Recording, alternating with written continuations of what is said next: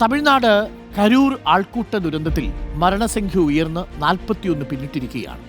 നിരവധി പേർ ഇപ്പോഴും ആശുപത്രികളിൽ തന്നെ തുടരുന്നുണ്ട്. പക്ഷേ ഏറ്റവും വലിയ ആഘാതമുണ്ടാക്കിയത് ആരാധന കൊണ്ട് വിജയെ കാണാൻ പുറപ്പെട്ട ഏമൂർ എന്ന ഗ്രാമത്തിലെ ജനങ്ങൾക്കാണ്. അമ്മയും മകളും ഒരു 10 വയസ്സുകാരനും ഉൾപ്പെടെ 5 പേരെയാണ് ഏമൂരിന് മാത്രം ദുരന്തത്തിൽ നഷ്ടമായത്. ഏമൂരിന്റെ കഥ. സെപ്റ്റംബർ 29 കരൂരിൽ ഞങ്ങളുടെ 2ാം ദിവസം. ഇന്നലത്തേതിനും വ്യത്യസ്തമാണ് കരൂരിലെ ഇന്നത്തെ കാലാവസ്ഥ. കരച്ചിലുകളും നിലവിളികളും പെയ്തുപോയതോടെ കരൂർ ഇന്ന് മൂകമാണ്. രാവിലത്തെ തിരക്കുകൾക്ക് ശേഷം ഞാനും വിനുവും രഞ്ജിത്തും ഒരു യാത്ര പോയി. വേലുച്ചാമിപുരത്ത് ആഞ്ഞുവീശിയ മനുഷ്യ തിരമാലയിൽ എല്ലാം നഷ്ടപ്പെട്ട കരൂരിൽ നിന്നും 11 കിലോമീറ്റർ ദൂരെയുള്ള ഏമൂരിലേക്ക്.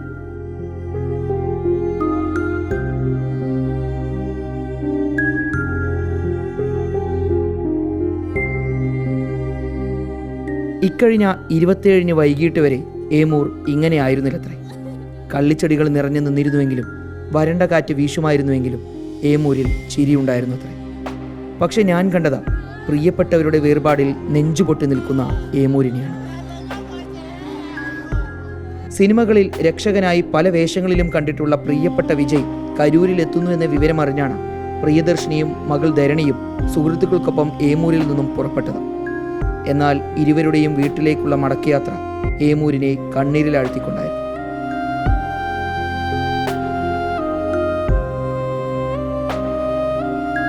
என்னோட ஒய்ஃபு பிரியதர்ஷினி, மக தர்ணிகா 14 வயசுங்க சார். ஒய்ஃபு 37 வயசுங்க சார்.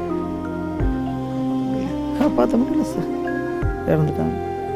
தனியாக நிற்கிறேன் சார், தனிமாக. ഏമൂർ ഗ്രാമത്തിലെ പുതൂർ കോളനിയിൽ മാത്രം 3 പേരാണ് കരൂർ ദുരന്തത്തിൽ മരിച്ചത്. അവിടേക്കും ഞങ്ങൾ പോയി. 19 വയസ്സുകാരായ ഇളകിയനും അരവിന്ദനും ഞങ്ങളെ വഴി നയിച്ചു. ദുരന്തത്തിൽ മരിച്ച അരുഗണയുടെ വീട്ടിലെത്തിയപ്പോൾ മകനും മരുമക്കളും ഉണ്ടായിരുന്നു. எப்படி உயிர் போயிடுச்சு, என்ன நம்ம உயிர் போயிடுச்சு எனக்கு தெரியல. அதான் ரொம்ப வருத்தக்கூடிய. எங்கள் தாய் வந்து இனிமேல் வருமா, உயிர் போயிடுச்சு, இறப்பீடு எவ்வளோ இது பண்ணாலும் இந்த முன்னாடி உயிர் வருங்களா, வராது. ദുരന്ത ദിവസം നേരിൽ കണ്ട മൃതദേഹങ്ങളൊന്നായിരുന്നു 10 വയസ്സുകാരൻ പൃഥ്വിയുടേത്. അവൻ്റെ വീട്ടിലേക്ക് എത്തിയെങ്കിലും ഒരു വാക്ക് പോലും സംസാരിക്കാൻ കഴിയാതെ മടങ്ങി.